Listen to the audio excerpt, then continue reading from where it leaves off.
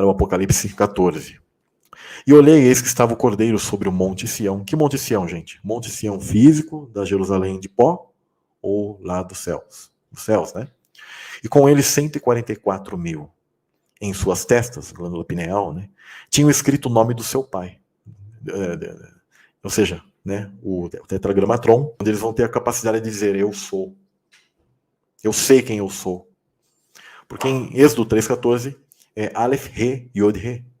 Hayah. Os judeus de hoje, eles falam Erie, né? Mas eu entendo que é com A. As raízes mais antigas é com A. Yah, Aleluia, Yahweh, né? Hawa. Você consegue saber que é com A, tá? Porque Hawa, o nome de Eva, tá? Está conectado, tá? Onde eu já coloquei uns estudos lá no Telegram para vocês compreenderem. Então, eles têm o nome do seu pai e diz assim: E ouvi uma voz do céu, com uma voz de muitas águas, e como a voz de um grande trovão, tá? E ouvi uma voz de arpistas, ou seja, levitas, né? Que tocavam as suas harpas, cantavam como cântico, como um cântico novo diante do trono e diante dos 4 seres viventes e dos anciãos, e ninguém podia aprender aquele cântico, senão os 144.000 que foram comprados da terra. Ou seja, esses heróis da fé, que é um número de perfeição. Quando eu falei sobre os 144 bilhões, dentro do meu entendimento, pessoal, porque esse número está conectado à figura de Adão, e a figura da medida dos muros de Jerusalém, da Nova Jerusalém, onde são 144 côvados, 144.000. O nome de Adão é Aleph, Dalet, Men, 1440. 144 está sempre codificado nessa questão. É como se fosse a antítese do número da besta. 666 conta 144. Um número de perfeição. Tá? O número 14. O 14 como código atômico, eu falei do 666 ao carbono. O 14 está ligado ao silício. Tá? Isso é muito importante. E o silício é o cristal, o material do firmamento, o que é o material base dos anjos, cristais e quartzo. Tá? As pedras da Nova Jerusalém, que são outras lives que eu já coloquei, tá tudo conectado, compreendem? Quando você já tem todas essas informações, você fala, uau, né? Vai entrando tudo na mente, você consegue compreender todas essas coisas, né? E aí diz, estes são os que não estão contaminados com mulheres porque são virgens. E a igreja, né, sempre quando olha essas coisas, e eles não compreendem o mundo celestial, eles vão dizer, eles vão se contaminando com religiões, né? Na verdade, como eu já disse, já na queda dos anjos, esses são aqueles que no mundo celestial, eles foram comprados porque eles simplesmente não se perverteram, não se contaminaram com súcubos. Tá? Eles falam, como assim súcubos? Porque existem os anjos femininos, né? E esses não caíram com esses seres literais. Eles permaneceram virgens ali, não corromperam essa questão do fruto do conhecimento do bem e do mal, onde eles não passaram do tempo, não fizeram algo equivocado nesse sentido, eles são puros, virgens nesse sentido. E aí Deus os comprou aqui. Quando eles vieram para cá, eles são seres que não tinham errado nesse sentido.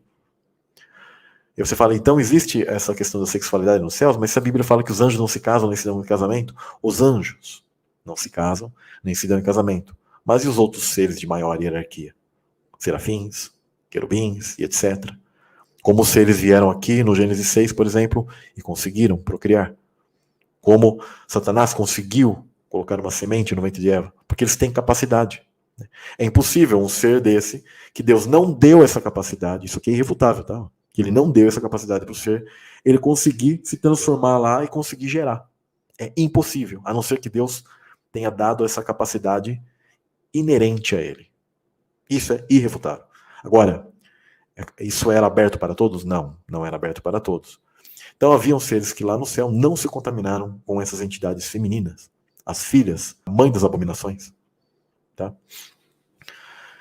Dando continuidade aqui, e aí diz o seguinte: estes são os que seguem o Cordeiro para onde quer que vá. Ou seja, Jesus ele está no trono, reinando com o Pai. Por isso que eles já estão no céu e eles foram já levados de antemão. Estes são os que reinam com ele. Então diz, estes são os que dentre os homens foram comprados como primícias, ou seja, primícias. O que é primícias na colheita? É tirado um pouco de frutos antes da grande colheita. Isso aqui é irrefutável, não tem o que dizer. Mas pregadores vão torcer e eles não sabem o que dizer. Por isso que os caras não compreendem que Moisés, Elias, esses caras, eles já estão nas regiões celestiais e eles ficam naquela sono da morte e ficam aquela confusão, que não entendem o estado dos mortos, não entendem essa questão das primícias, esse mundo atemporal. Tá? E aí diz, foram comprados como primícias para Deus e para o Cordeiro, e na sua boca não se achou engano, porque são irrepreensíveis diante do trono de Deus. E vi outro anjo voar pelo meio do céu, e tinha as boas novas, o evangelho eterno, para proclamar aos que habitam sobre a terra. E diz, e a toda a nação, a tribo, e língua e povo, dizendo com grande voz, temei a Deus, e dai-lhe glória, porque é vinda a hora do seu juízo, e adorai aquele que fez o céu, a terra, o mar e as fontes das águas. Aí ele diz, e outro anjo seguiu, dizendo, caiu Babilônia, aquela grande cidade, que a todas as nações deu a beber o vinho da ira da sua fornicação, da sua prostituição.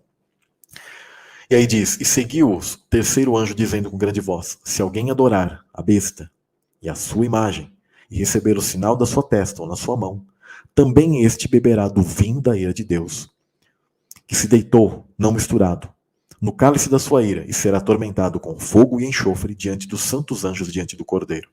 Isso aqui, inclusive, é puro livro de Enoque. O livro de Enoque, ele menciona que essa terra aqui, confirmando aquilo que eu sempre já tinha entendimento disso pela Bíblia, e quando eu li o livro de Enoque, ele confirma que esta terra estará em chamas. E nós, do paraíso, veremos essa região abissal, onde nós contemplaremos os seres malignos em fogo, em chamas, pegando fogo, sendo consumidos vivos. A justiça de Deus, nós veremos isso, tá? Literalmente. Por isso que é dito assim que será atormentado com fogo e enxofre diante dos santos anjos e diante do Cordeiro. Então nós veremos a justiça de Deus. Esse mundo aqui ele se transformará num grande lago de fogo. Compreendem isso? Então aqui é dito claramente que aqueles que aceitarem a adorar, ou seja, render homenagens, né, a essa besta e a sua imagem, ou seja, esse filho dela, receber o sinal na sua testa, na sua mente, na sua mão, este beberá do vinho da ira de Deus. E aí diz, e a fumaça do seu tormento sobe para todo o sempre. E não tem repouso nem de dia, nem de noite, e os que adoram a besta e a sua imagem, aquele que recebeu o sinal do seu nome. Aqui está a paciência dos santos. Aqui estão os que guardam os mandamentos de Deus e a fé em Jesus. E aí diz, e ouvi uma voz do céu que me dizia, escreve, feliz ou bem-aventurados os mortos que desde agora morrem no Senhor. Sim, diz o Espírito, para que descansem dos seus trabalhos e as suas obras os seguem. E olhei, e eis uma nuvem branca, e assentado sobre... E por que, só esse verso anterior, por que fala daqueles que desde agora morrem no Senhor? Porque os capítulos anteriores eu estava comentando sobre o vislumbre de todos os que vão ressuscitar, né? Primeira ressurreição, sempre ligado aos 144 mil, e a continuação disso. Por isso que aqui, novamente, o Apocalipse está falando do que ocorreu nos capítulos anteriores, mas dando um vislumbre agora detalhado sobre essas outras partes. Compreendem isso? Né? Aqui não é uma espécie de sequência. Eu já vi os caras criarem doutrinas, que eles vão lendo o capítulo 12 e 13 e vão criando cada doutrina, cada coisa assim que não tem nexo, não tem nada a ver com o entendimento hebraico antigo. Não encaixa, fica um monte de lacuna, de pontas soltas, né, sabe? E eles não conseguem encaixar. Por isso que há uma briga de debates da igreja, eles ficam lá debatendo essas passagens que um diz uma parte que faz um pouco de sentido, outro diz uma outra parte, mas ao mesmo tempo não se fecham e nunca entram em consenso. E aí eles dizem assim, o importante é que a gente ama Cristo, né? Não importa, né, se o irmão está errado, se eu estou errado. Só que não entenderam até hoje a mensagem bíblica, ela nunca encaixou. Então como que você vai apregoar para alguém se essa mensagem não encaixa? Ela não fecha. Como que fica? Não fecha a conta, né? E aí diz o seguinte, e olhei, eis uma nuvem branca, e assentado sobre a nuvem, semelhante ao Filho do Homem, ou seja, né, um humano, né, que tinha sobre a sua cabeça uma coroa de ouro, e na sua mão uma foice aguda. E outro anjo saiu do templo, clamando com grande voz ao que estava sentado sobre a nuvem.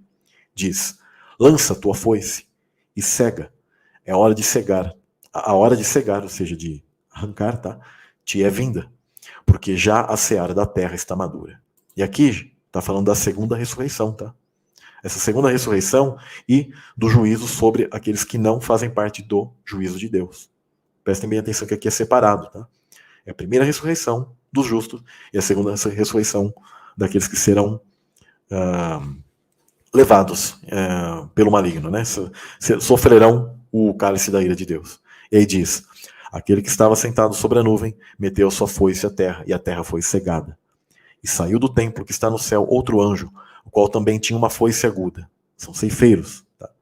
E aí diz: e saiu do altar outro anjo que tinha o poder sobre o fogo, e clamou com grande voz ao que tinha a foice aguda, dizendo: lança tua foice aguda, e vindima os cachos da vinha da terra, porque já suas uvas estão maduras.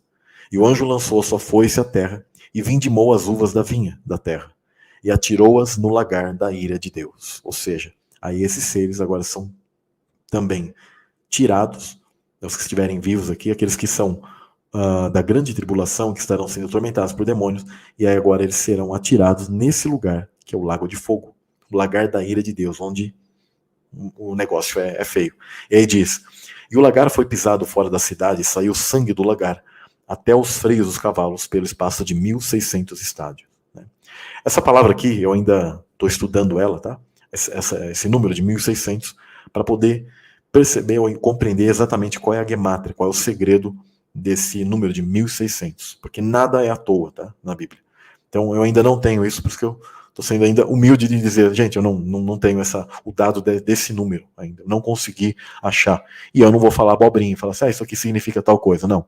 Tudo tem que ser com base bíblica, com base hebraica, com fato, não uma palavra que eu solto ao vento. Tudo que eu estou falando aqui são coisas que estão encaixadas, que Deus ele mostra, que são bíblicas, e vocês podem ouvir isso aqui de cabo a rabo, e vocês vão perceber e falar isso.